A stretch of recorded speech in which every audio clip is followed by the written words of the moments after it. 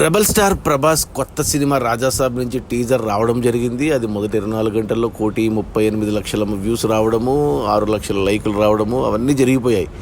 కానీ ఈ టీజర్ వల్ల ప్రభాస్కు కొత్త రికార్డు యాడ్ అయింది. అదేంటంటే గత 116 గంటలుగా అంటే గత 5 రోజులుగా యూట్యూబ్లో నంబర్ 1 ప్లేస్లో ట్రెండ్ అయింది.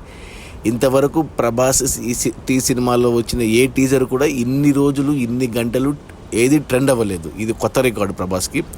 అంటే మన తెలుగు సినిమాల టీజర్ల పరంగా చూసుకుంటే టాప్ 1లో మనకు ఎప్పటి నుంచో ఉన్న జై లవకుశ జూనియర్ ఎన్టీఆర్ సినిమా 136 గంటల పాటు ట్రెండ్ అయింది.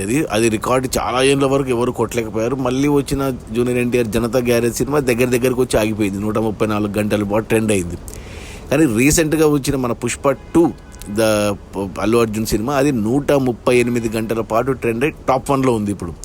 సో టాప్ 1లో అల్లు అర్జున్ 138 గంటలు ఉంటే టాప్ 2లో జై లవకుశ 136 గంటలు, టాప్ 3లో మళ్ళీ జూనియర్ ఎన్టీఆర్ది జనతా గ్యారేజ్ 134 గంటలు ఉండింది. ఇక రీసెంట్గా వచ్చిన బాలయ్య అఖండ 2 టీజర్ కూడా 132 గంటలతో టాప్ 4లో ఉంది.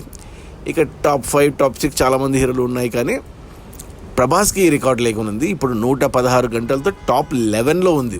బట్ టాప్ 11 అయినా కానీ ప్రభాస్కి పర్సనల్గా ఒక రికార్డ్ అని చెప్పాలి ఇది. అది మన రాజాసాబ్ డిసెంబర్ 5న వస్తుంది. ఈ సినిమా 5 రోజుల పాటు 116 గంటల పాటు యూట్యూబ్లో నంబర్ 1 ప్లేస్లో ట్రెండ్ అయింది. ఇది ఒక రికార్డు ప్రభాస్కి పర్సనల్గా. Okay, bye.